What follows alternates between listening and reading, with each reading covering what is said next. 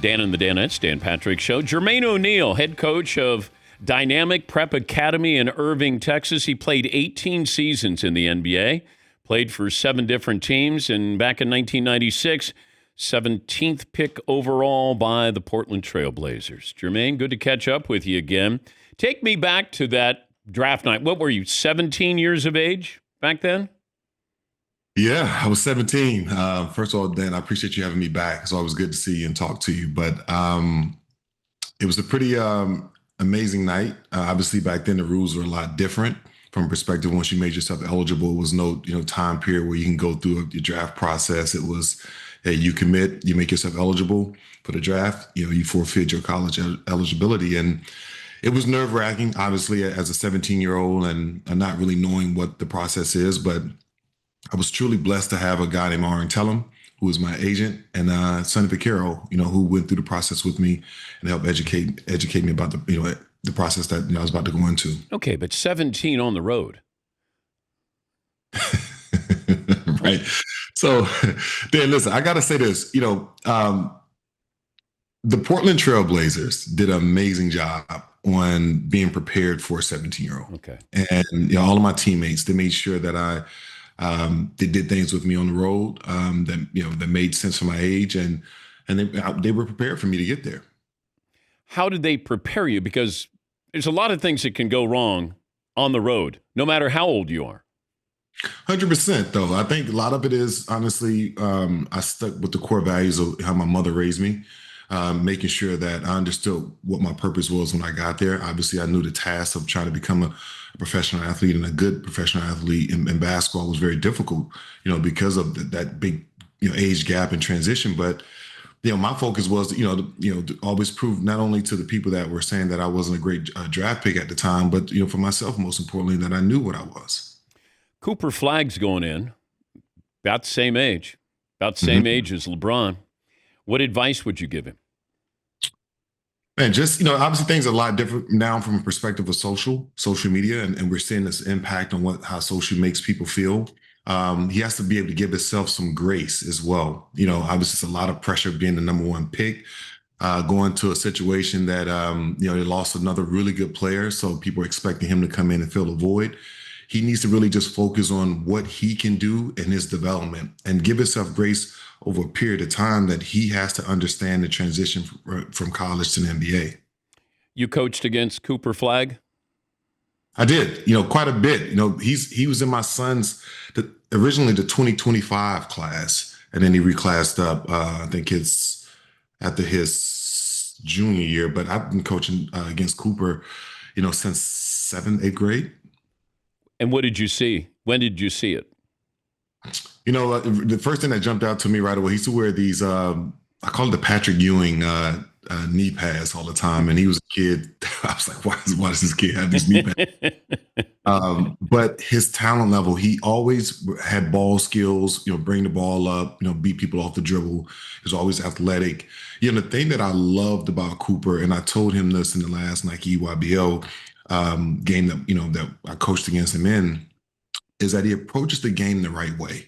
He's never sped up. He's never shot chasing, right? He can impact the game without even having the ball in his hand. How, he defends, how he blocks shots, how he rebounds, how he communicates to his team. So I'm definitely looking for great things for this kid in his career. But Carmelo came out on a podcast, I think he might have been with Paul George, and he said that Cooper doesn't have the bag. Like, he doesn't have that signature move. And I said, but he does everything else. I mean, he's 17, 18 years of age. I don't expect him to have that signature move right away. Did you see, he can always be a better shooter, deeper shooter, but it feels like he can go inside out, doesn't mind contact, those kind of things. But offensively, what would you suggest he needs to work on? Just the shooting. Obviously, the NBA is about shooting now.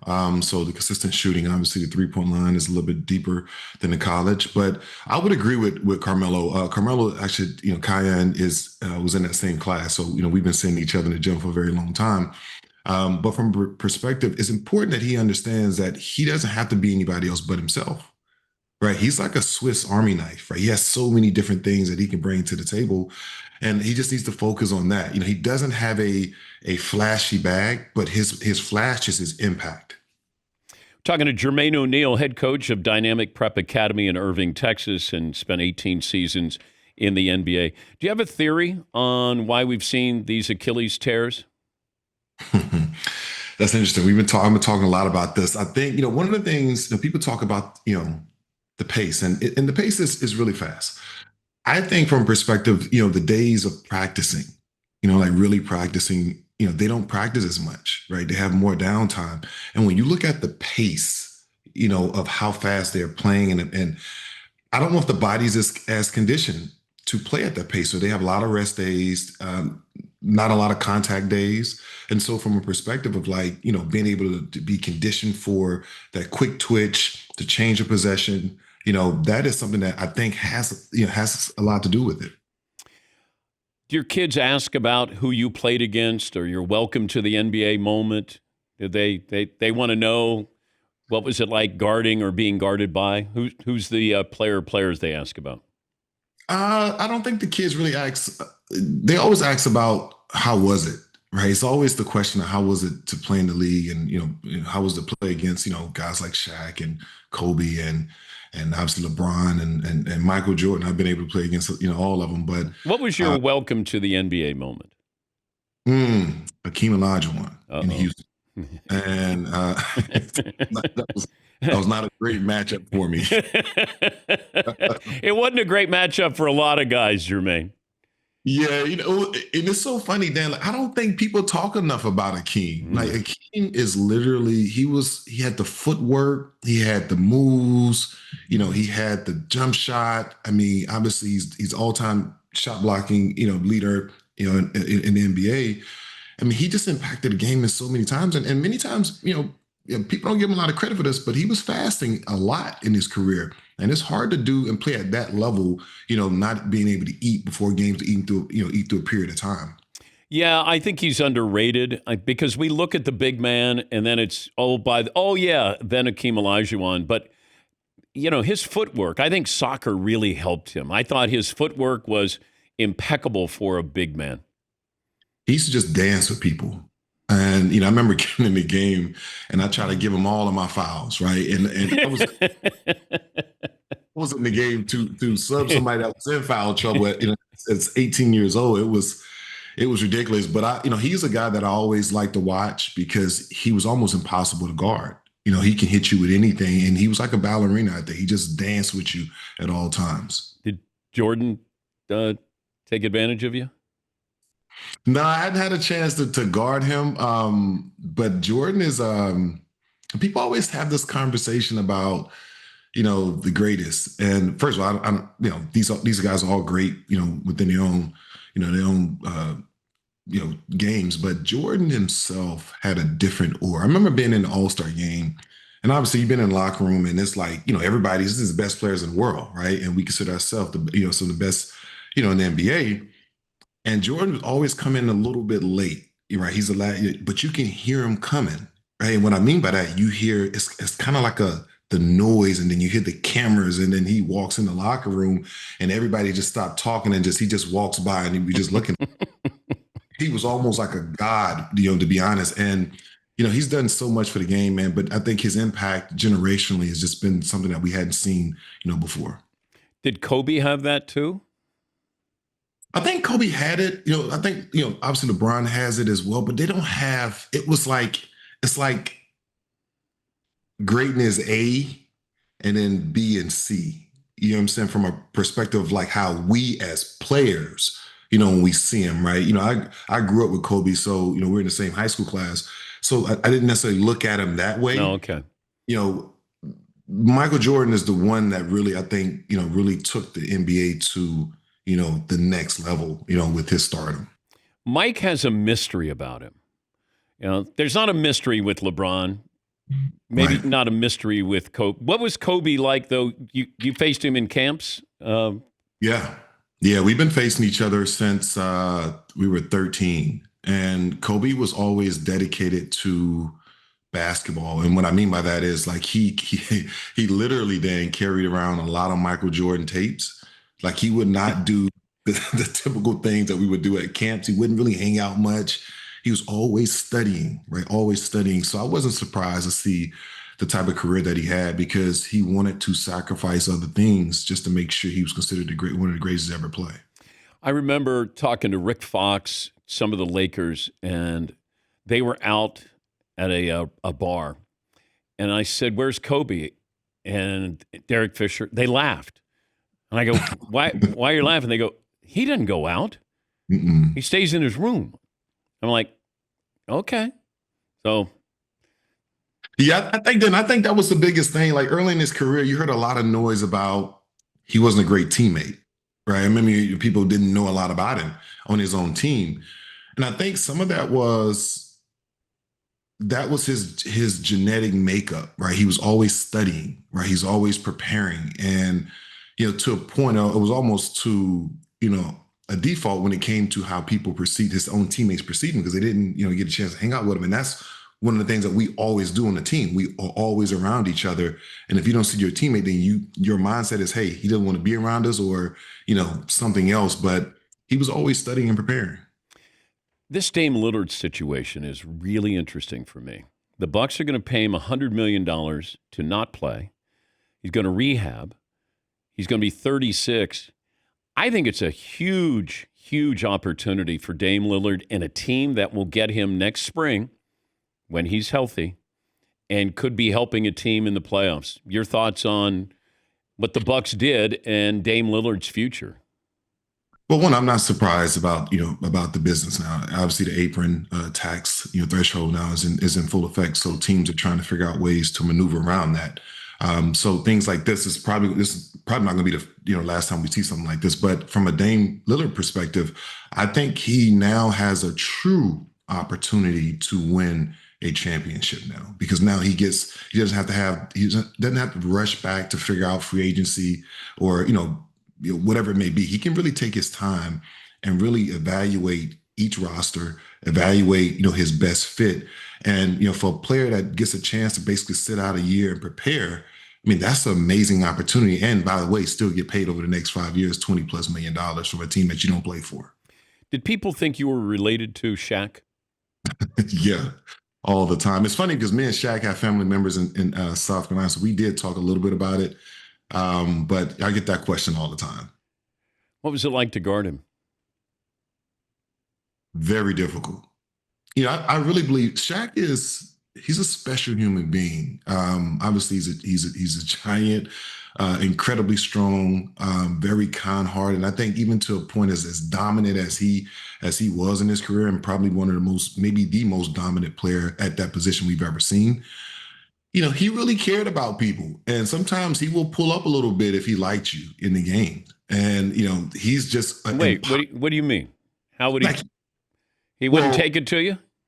Well, he will... You could tell, he won't... It's certain players that you knew he didn't like, right? And you can tell from start to finish, right? And then you get in games, sometimes you see him talking and laughing with the guys that he's competing against. And I think some of it was the respect for other people, but also to, Shaq...